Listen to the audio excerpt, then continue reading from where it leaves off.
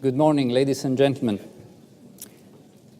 On behalf of the Oil and Gas Authority and the Oil and Gas Technology Center, it is my pleasure to welcome you to today's 30th Licensing Round Technology Forum.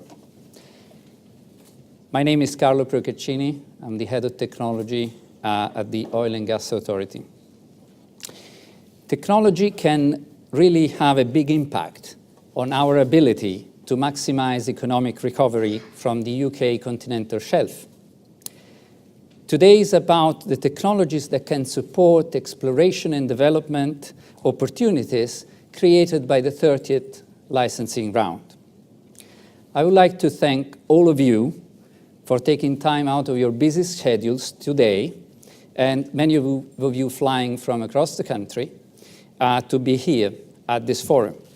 And in particular, I'd like to thank all the companies who will be sharing their findings and their experience about the latest technologies with us today. Speakers and exhibitors have put a lot of effort in being here today and presenting and showcasing their technologies, and there will be lots of opportunities for all of us to engage with them and discuss and network with them during the day. So please actively engage with them during the sessions, after the plenary session, and during the breaks. Plenary session this morning will open with presentations by my colleagues at the OGA to illustrate the attractive opportunities opened up by the 30th licensing round, followed by 3 oil and gas companies who will share with us their experience in using latest technologies in the basin. And then at the end, we'll learn more about the parallel sessions planned for the rest of the day. We have a busy agenda, and I will ask the speakers to stick to their time, and I will try to allow for a couple of questions at the end of every presentation. So without further ado, let me introduce the first speaker, Gunther Newcombe, Director of Operations at the Oil and Gas Authority.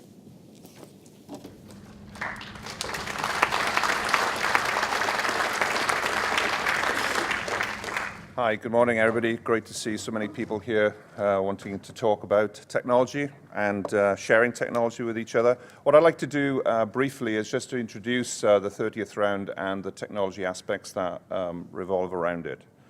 So the first thing to sort of say is, do we have a lot of potential in the UKCS still remaining? The answer is absolutely yes. So 43.5 billion barrels produced already, up to 20 billion still there for us to get after. There's about 5.7 under development already, and as you can see, over 3 billion has been discovered and hasn't found a home as yet. So we want to find a home for those discoveries. You can see on the right-hand side, the map there, many of those discoveries, 140 actually, are a part of the 30th round.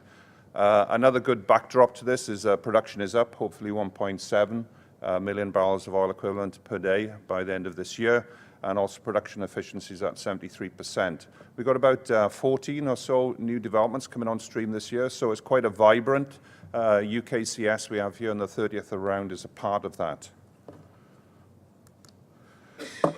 On the yet to find side, we're still in OGA updating our estimates. We hopefully by the end of 2018 we'll publish some new information, but historically where we currently sit is between 2 and 9 billion barrels of oil equivalent. You can see the plots up there. There's 4 creaming curves, none of them are flat. Obviously going up is still a good sign after all the wells we drilled, so there's still plenty of yet to find potential that's out there. And one of the key things, one of the statements on there, you see technical rigor and modern technologies. One of the things that OGA want to do is really drive technology into not just exploration, but right through development into production. And we'll certainly be looking more and more at companies to actually engage in technology and apply and adapt technology in the UKCS. I've already mentioned some of those discoveries that don't have a home. On the left-hand side, you can see a plot of both producing fields, fields under development, and also in green, currently what we call locked discoveries. There's over 350 of those. Over 3 billion barrels of oil equivalent.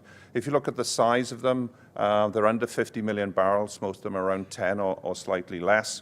And technology will be one of the key enablers to actually unlock that potential. It won't be the only one, There's commercial arrangements, there's tariff arrangements. Obviously, cost is a huge factor in this, but technology will be one of the key enablers. And I just want to mention a few technologies in the next couple of slides that will make a difference to both the discovered resource that we have already, plus the exploration resource we want to find. So on the left-hand side is about seismic. Again, there's lots of stands here today that go through all of these different technologies. So it's not just about modern acquisition through broadband, but also processing and reprocessing. You see full wave inversion. A number of companies are applying that already in the UKCS, so that's great to see that happening. So seismic technology and the imaging of the subsurface is obviously critical to reducing risk. Trying to get that well cost down is also incredibly important.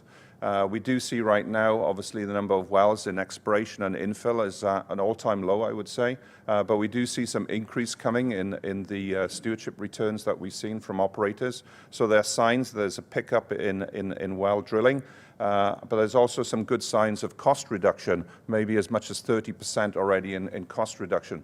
And it's not just about rig rates being low, it's about improving efficiencies. So technology also plays a key role in that. Geosteering is critically important. We're seeing a lot of benefits in the southern North Sea, in particular in that area, and also adapting and using other technologies in the area of wells. So it's about getting the cost in the right place, and it's about seeing your reservoirs and seeing your traps. You need to tie back these things, obviously, if you've got infrastructure there, so efficient tiebacks is important. Looking at it in a different way, you can see there's a number of examples there, everything from hot taps to having different types of pipelines, spooled pipe, for instance, to try and get some of these tiebacks hooked up. And also, many of the discoveries and the yet-to-find potential will be in the standalone environment. But can we look at it in a different way? Rather than having these gold-plated massive structures, are there smaller things that could be used and adapted for the smaller size pools that we may discover? So again, being versatile and being able to adapt technology to the resource potential is really important for us to do. So this plot just shows the spread of the 350 or so current discoveries. You can see 200 or so are on the tieback side. You got also standalone there, which are about less than 20 kilometers. Some can also be reached by ERD. So there's a whole spread of different types of discoveries that we have here that need to be tied back. So I said I'd be quick. So the last slide, a couple of key messages. I think the first one for the 30th round, it's a fantastic opportunity. There's over 800 blocks on offer. I think something like 6 times the size of Wales. So you can have a look, Google the size of Wales. I come from Wales, so that's what I'm using. 6 times the size of Wales, so there's over 100,000 square kilometers there. There are basically 140 discoveries in that as well, up on offer. There are 58 montages we've developed in there. It's about 2.3 billion barrels of resource in the discovered pools alone. So it's a pretty exciting round. That exciting that it went blank when I mentioned it. On the technology side, as I said, OGA are really pushing technology. It's part of the May UK strategy. So not only are we pushing technology, but we expect technology to be in the applications. And it will be Nick will talk more about it, but part of the marking system for the licensing round will be about what technology you're going to offer, adapt, deploy, etc. So we are really pushing technology, and we all need to do that. The last point to make, I think, is that when we look at this round and when we look at the UKCS, we need to think about it in more of a strategic and regional way rather than lots of little parcels of opportunity. Can we sort of group these a little bit more in a regional or an area plan concept way? So when we offer some of the blocks back, we'd be looking for, what's it look like on a regional basis rather than have this huge mosaic of disparate blocks all over the place. So that's another key aspect that I like to leave you with. So I think the 30th round is a fantastic opportunity.